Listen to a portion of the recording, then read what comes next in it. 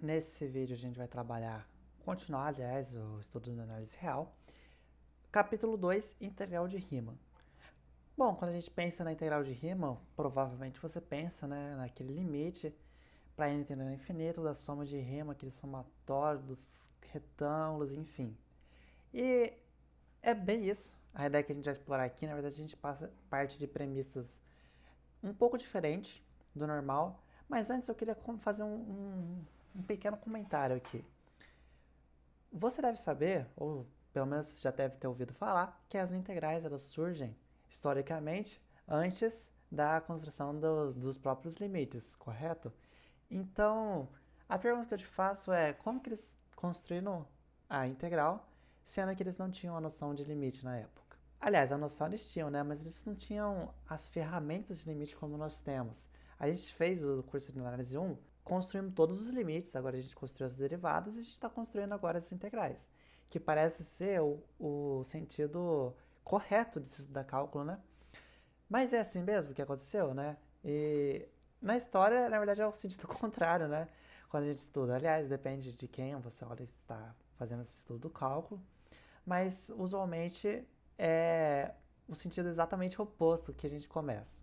Para o estudo de integrais, então antes a gente pensava o seguinte: então vou pegar uma figura aqui, ó, totalmente zoada, mas que ela é retilínea.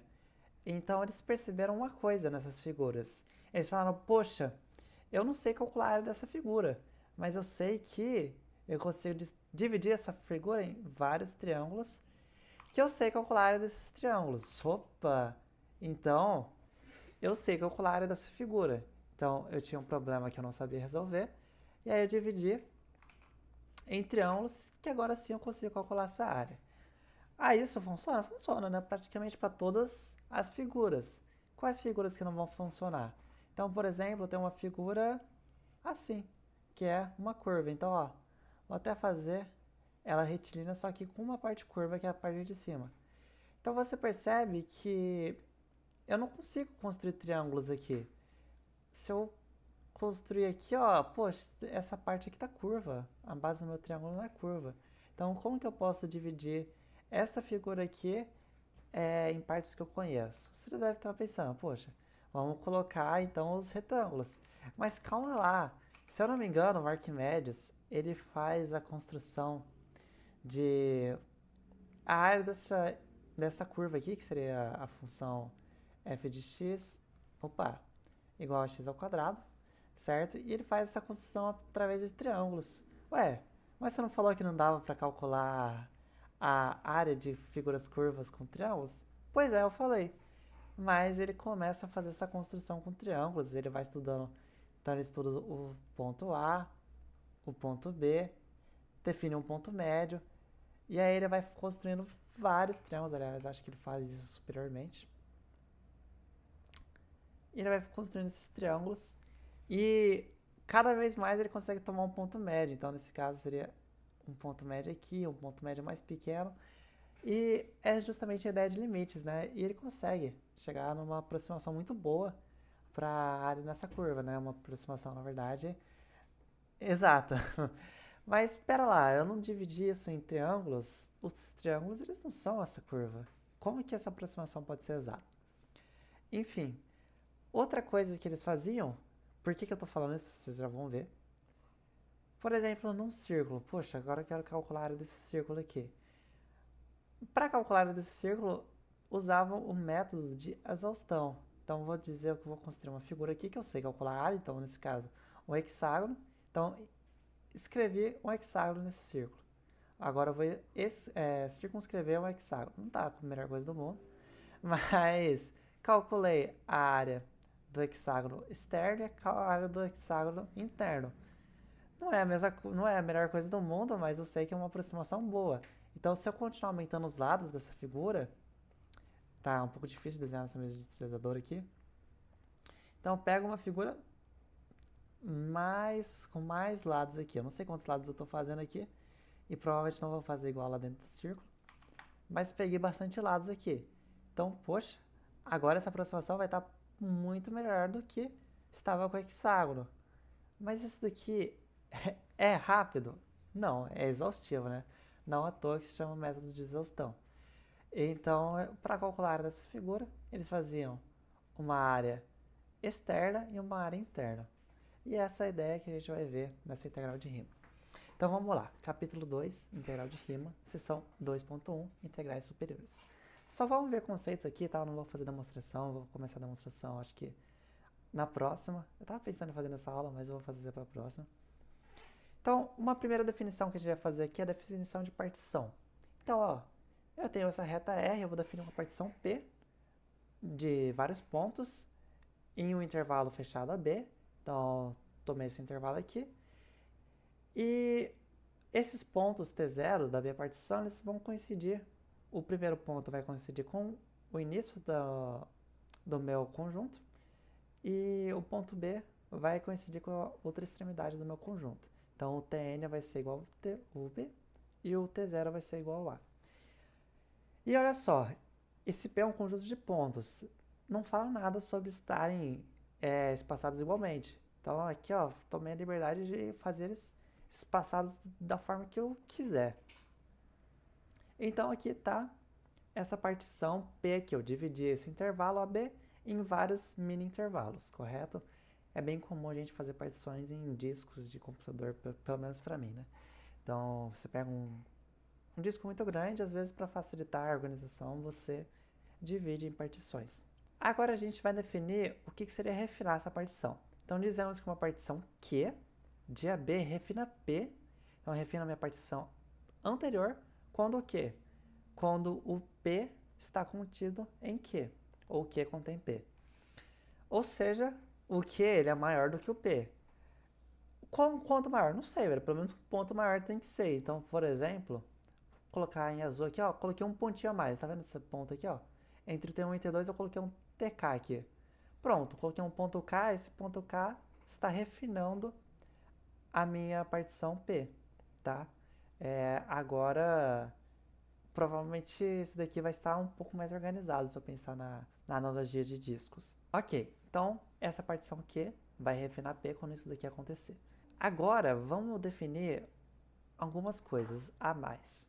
Então, ó, seja essa função f do intervalo AB em R limitada, isso daqui sempre vai aparecer, tá? O intervalo fechado em R limitado. E P é uma partição qualquer aqui do intervalo. A gente vai delimitar M, minúsculo, tá? Como o inf da imagem dessa função nesse intervalo. Então, como assim? Eu tenho um gráfico aqui. Fiz uma função aleatória aqui, eu fiz duas dela. Vou pegar o inf da minha imagem. Poxa, de todos os pontos desse intervalo AB, qual é o ponto mínimo aqui, ó? Eu vi que o ponto mínimo bate aqui. Então, esse meu M vai ser essa linha horizontal aqui. Essa reta horizontal. E o M maiúsculo? Bom, vai ser o sup, né? Então, vai ser o valor máximo que essa função assume, que a imagem dessa função assume, nesse intervalo. Aqui é o mzão. Então, nesse meu caso, o intervalo está assim, o mzão está nesse ponto aqui. Aqui está a reta horizontal que define o m. Então, esses daqui estão referentes ao intervalo AB, que é todo o meu intervalo, certo? Agora eu vou definir um m-índice. Então, m-índice vai ser o ínfimo a imagem da função no intervalo t. Então, vai ser do intervalo da partição aqui. Então, por exemplo, eu pego o t0 e o t1, nesse intervalo eu analiso onde a função assume o menor valor e vou marcar ele como o mzinho. Então, aqui, ó, opa, o que aconteceu com o gráfico aqui? Ele tá aparecendo de novo. Vamos fazer algumas partições aqui. Eu vou fazer partições um pouco iguais aqui, para ficar um pouco mais fácil, eu acredito. Então, ó, o T0 tá aqui, certo? Aí T1, T2, T3, T4, T5. Vamos fazer... Ok, aqui esse A tá meio torto, né? Mas vamos olhar então nesse intervalo do T0, lembrando que aqui é T0, tá? E aqui vai ser o Tn, ou nesse caso o T6. Bom, vamos olhar no intervalo T1 e T2, então. Qual que é o valor mínimo aqui? Você percebe que essa função nesse ponto está crescente, então o valor mínimo nesse ponto, eu vou até marcar em verde aqui, ó, vai ser justamente essa quina aqui. Vamos olhar agora do T4 para o T5. Você percebe que o valor mínimo aqui vai ser justamente o valor mínimo da minha função, né? Coincidentemente. Então, o mzinho nesse intervalo vai ser esse daqui, de verde aqui. Ah, outro valor aqui. O inf, então, do T5 ao T6. O inf, poxa, a função está crescendo, então o inf vai ser esse. Ah, aqui a função está decrescendo, o inf vai ser esse. Ah, aqui a função do T2 para o T3. Ela está decrescendo, tem que estar nessa extremidade aqui, perdão. Ali seria o sup. Esse seria, então, esses m índice i. E para o mzão? Então, vamos fazer a mesma coisa. Eu vou até definir os mesmos intervalos aqui. Ok. Vamos pegar o verde para fazer os sups agora. Bom, o sup desse intervalo está nessa extremidade aqui. Então, vai ser aqui mais ou menos. Do T2, o sup está aqui. Então, vai ser mais ou menos aqui. Do T3, o sup está aqui também. Então, vai ser aqui. Do T4, o sup está aqui. Do T5, acho que o sup está mais ou menos aqui, né? E do T5 pro T6, ou B, o sup está aqui nesse final.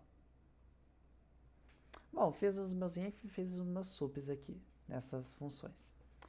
Agora, você percebe que eu fiz retângulos? Poxa, professor, vai vir aquela ideia, então, de somar retângulos para fazer a área? Exatamente isso que a gente vai fazer. A gente vai definir, então, a soma inferior como o quê? Eu vou definir a soma inferior como a soma desses mzinhos nesses intervalos. Então, você percebe que eu fiz um retângulo? Qual que é a área desse retângulo? Bom, a área desse retângulo aqui, ó, vai ser o mzinho desse índice aqui, vezes o intervalo, nesse caso T2 menos T1. Generalizando, ele vai ser o mzinho i de um intervalo iésimo de ti menos ti menos 1. Se eu fizer essa somatória, eu vou definir essa somatória aqui como a soma inferior. E, de forma muito parecida, a soma superior vai ser dada como a soma dos retângulos com os mzões. Então, ao invés do mzinho i aqui, vai ser o mzão i. E aí vai ser, né, a soma desses retângulos aqui, a área desses retângulos. Isso que eu vou definir como somas superiores e somas inferiores. Ok, daqui vem uma coisa interessante para se observar. Primeiro, se eu pegar o retângulo que eu formo usando o meu mzinho. Então, esse mzinho aqui, ó. Olha o retângulo que ele faz. Esse daqui com os intervalos b menos a, certo? Então, seria esse intervalo em verde aqui, que eu vou dar uma pintada, mas já vou dar Ctrl Z para assumir. Então, essa área aqui, qual que é essa área? b menos a vezes m, mzinho, correto? Então, essa é a área menor possível. Por que é a menor possível? Tem como ter um valor menor que esse área? Todos os outros valores, os mzinhos estão acima, né? Porque esse foi definido como um valor mínimo que a função pode assumir. Então, vai ser a área mínima que ela pode ter. Isso quer dizer que as minhas somas inferiores, elas são maiores ou iguais, né? Vai que a função é constante ou sei lá o que acontece nessa função. Pode ser igual, mas em geral as somas inferiores vão ser sempre maiores do que o valor mínimo que ela pode assumir. Além disso, as somas inferiores vão ser menores do que as somas superiores. Isso daqui é bem claro, né? Qualquer soma superior vai ser maior do que a soma inferior. Então, olha esse caso aqui, né? Tem uma diferença clara. Em todos os casos vai ter uma diferença clara. Aqui seria essa diferença e afins. E bom, e essas somas superiores vão ser menores do que a soma superior total, que seria com a mzão. Então, do mzão para o AB vai ser toda essa área aqui, correto? Essa seria a área suprema do meu gráfico, a maior área possível que ele poderia assumir. Então, esses valores estão entre o mínimo e o máximo.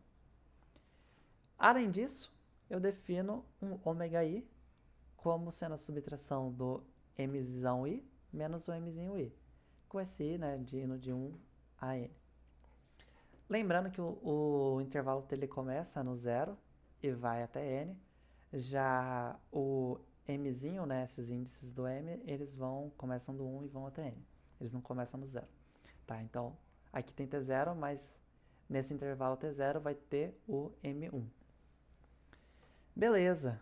Definimos somas superiores, definimos somas inferiores, e a gente define também uma soma com esse ômega aí, como a subtração da soma superior pela soma inferior. E aí eu defino ele dessa forma. Ok, então para acabar essa aula, vamos ver uma última definição, que diz o seguinte: seja essas funções limitadas, o intervalo AB indo para os reais, a integral inferior e a integral superior de f são definidas respectivamente por... Então, a anotação que a gente vai fazer aqui vai ser dessa forma. A gente faz a integral e coloca um tracinho embaixo. Essa daqui seria a integral inferior. E para a integral superior vai ser esse tracinho em cima. Não é um menos, tá? É só um tracinho em cima da integral para definir ela como integral superior ou inferior. Ok, a integral inferior então vai ser o quê? Vai ser o sup, então vai ser o valor máximo que as minhas somas inferiores vão assumir. Da mesma forma, a integral superior ela vai ser o valor ínfimo, o inf, que das minhas somas superiores. Então, a integral inferior vai ser o sup e a integral superior vai ser o inf. É um pouco contra-intuitivo, né? Mas faz sentido se você olhar o gráfico, né? Porque a integral superior, então, vai estar sempre procurando em diminuir. Aliás, deixa eu pegar, inclusive, esse gráfico da direita aqui. Sempre pensando em diminuir essas áreas. Então, se eu refinar essa partição aqui, ó, vamos dizer que eu refinei nesse ponto aqui. Olha só, a área já ficou muito melhor do que antes, correto? Só com um ponto a mais. Então, a minha integral vai ser o quê? Quando eu chegar justamente nessa área aqui, né? Eu tô pensando por cima. E a integral inferior vai ser quando eu chegar justamente nessa área por baixo. Ou seja, a integral inferior eu quero aumentar desse mzinho, enquanto a integral superior eu quero diminuir desse mzão. E é isso que a gente vê nessa primeira aula. Depois a gente vai ver esse teorema 1 e alguns corolários. Então, por enquanto é isso. Até mais.